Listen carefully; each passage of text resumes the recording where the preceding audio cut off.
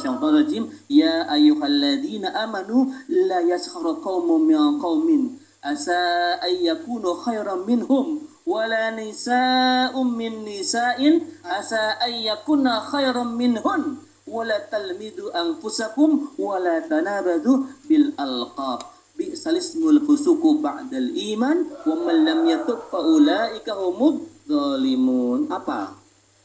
Ya apalin. Ya, ulang dari pengajian ini kita apalin bareng-bareng karena bagus banget ayatnya. Ini ayat tentang larangan-larangan kita dalam bergaul sesama muslim dan muslimah. Yang pertama, la yaskhar qaumun min qaumin. La yaskhar. Janganlah, wahai orang beriman, janganlah suatu kaum menghina, mengolok-olok, membuli kaum yang lain. Boleh jadi kaum yang diolok-olok itu lebih baik dibanding yang mengolok-olok. Lanjut ke perempuan nih. Wala nisa'um min nisa'in asa ayyakuna khairan minhun. Dan janganlah kaum perempuan menghina kaum perempuan yang lain. Boleh jadi kaum perempuan yang dihina lebih baik dibanding yang menghina. Yang pertama asbabun nuzulnya. Ayat ini turun dulu ada beberapa versi.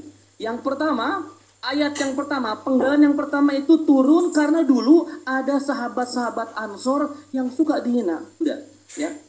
Ada sahabat Ansor yang suka dihina. Hei pendek, mohon maaf, hei pincang, bahkan hei fasik. Maka keluarlah ayat ini bahwa jangan menghina kaum yang lain.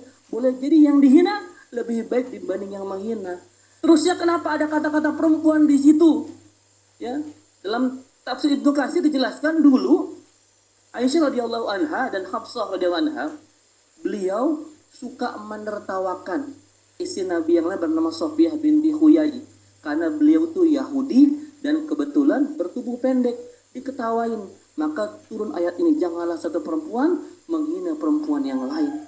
Boleh jadi perempuan yang dihina lebih baik dibanding yang menghina. Bu, hari ini kita mendapati begitu banyak kasus penghinaan, mengolok-olok, membuli.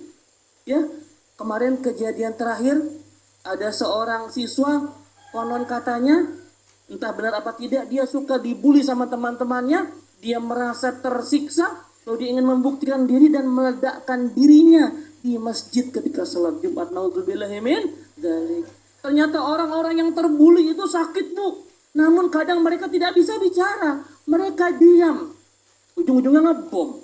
Ya, hati-hati, jangan membuli orang lain. Terus selanjutnya wala talmidu anfusakum.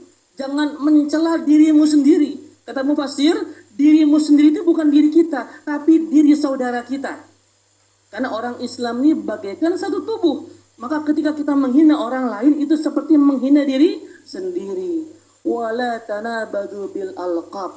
Dan jangan memberi gelaran yang buruk. Ngatain orang. Jangan mengatain orang dengan kata-kata yang dia nggak suka.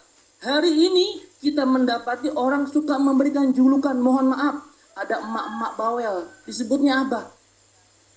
Lambe turah, lambe nyinyir, atau si bawel, atau si lemes. Hati-hati, Bu.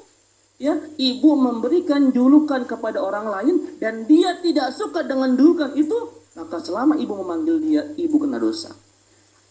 Ustadz, gimana kalau ada orang, mohon maaf, misalkan jidatnya kayak lapangan bola? Apa itu? Jenong ya, kayak Depok jenong ya. Itu kan fakta Ustadz, kita boleh dong memanggil dia jenong lah. Walaupun fakta kan nggak semua harus diungkapin. Kalau dia nerima dipanggil jenong nggak apa-apa. Tapi kan kadang-kadang Bu dia nggak nerima sebenarnya Bu. Dia sakit dipanggil jenong. Maka jangan panggil dia jenong. Atau mungkin kupingnya lebar dipanggil caplang. Atau mungkin tubuhnya pendek dipanggil si kate, cibogel, alhamdulillah. Jangan memberikan gelaran julukan yang buruk kepada orang lain. Ya, wala tanabadzu bil alqab bi'sal ismul fusuqu ba'dal iman. Kata Allah, seburuk-buruk panggilan adalah fasik setelah beriman. Jadi ibu jangan sembarang ngatain orang fasik, Bu. Fasik, hati-hati. Yang paling sering sebenarnya bukan fasik tapi munafik. Pernah nggak? Jangan sok muna lu, ya. Muna itu kan bukan munaroh, Bu.